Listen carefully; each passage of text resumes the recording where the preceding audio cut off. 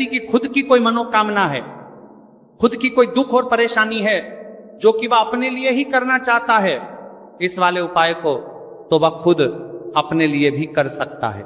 बाकी अगर कोई घर में से ऐसा है जो कि अपने पूरे घर परिवार की सुख और शांति के लिए ये वाला उपाय करना चाहता है तो भाई वो भी कर सकता है, उसमें भी कोई दिक्कत वाली बात नहीं है। कहने का मतलब यह है कि इस उपाय को हर एक सदस्य भी कर सकता है और पूरे घर परिवार के सदस्य के लिए घर की बड़ी माताओं बहनों में से कोई एक माता बहन भी कर सकती है। माताएं बहनें अगर घर में उपस्थित ना हो या वो यह वाला उपाय ना कर पा रही हो तो फिर घर का कोई बड़ा सदस्य भी इस टूटी हुई झाड़ू वाला उपाय को कर सकता है, चाहे फिर वो पुरुष ही क्यों ना हो, उसमें कोई भी दिक्कत वाली बात नहीं है। वो ये कर पा रही है। उसके बाद में दोस्तों जो अगला प्रश्न निकल कर आता है वह ये आता है इस उपाय को लेकर के आखिर इस उपाय को हमें किस समय करना है, सुबह के समय करना है कि शाम के समय करना है। तो देखो इस वाले उपाय को आप लोग सुबह के समय भी कर सकते हो और शाम के समय प्रदोष काल में भी कर सकते हो। अब अगर आप पूछो कि भाई साहब सबसे उत्तम समय कौन सा रहेगा, इस टूटी हुई झाड़ू वाला उपाय को करना है का तो हम आपसे बस यही कहेंगे कि इस उपाय को आप सुबह के समय करेंगे तो ज्यादा बेहतर होगा। बाकी अगर प्रदोष काल शाम के समय भी करेंगे तो भी अच्छा होगा, उसमें कोई भी दिक्कत वाली बात नहीं है। तो अब दोस्तों जो अगली सबसे बड़ी और महत्वपूर्ण बात आती है वह यह आती है कि सुबह अगर हम उपाय को करेंगे तो हमें कितने बजे से लेकर कितने बजे तक के बीच में करना है और शाम के समय प्रदोष काल में करेंगे तो हमें कितने बजे से लेकर कितने बजे के बीच में करना है। तो देखो सुबह जितनी जल्दी हो सके आप उपाय को करने की कोशिश करना।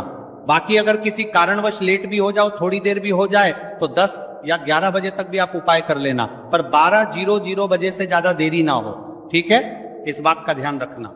उसके बाद में दोस्तों अगर शाम के समय प्रदोष काल की बात करें, प्रदोष काल का जो समय होता है वह शाम के 6:00 बजे से शुरू हो जाता है। मतलब शाम के 6 प्रदोष काल की बात करें 6:00 बजे से शुरू हो जाता है।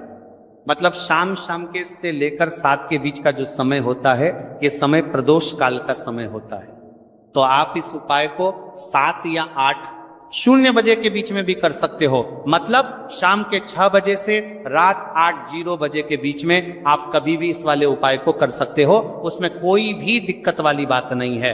देखिए यदि हम किसी भी प्रकार के उपाय को निश्चित दिन और निश्चित तिथि पर करते हैं तो इसका हमें बहुत अधिक लाभ मिलता है और इन उपायों को करने के बाद हमारे जीवन में बहुत अधिक पर परिवर्तन आता है। साथ ही साथ ये जो ऊपर में परिवर्तन पाए आपके जीवन की सारी परेशानियों को और सारी बाधाओं को दूर करने वाले हैं। सबसे पहले आप सभी को धनतेरस, दीपावली एवं छठ पूजा की हार्दिक शुभकामनाएं।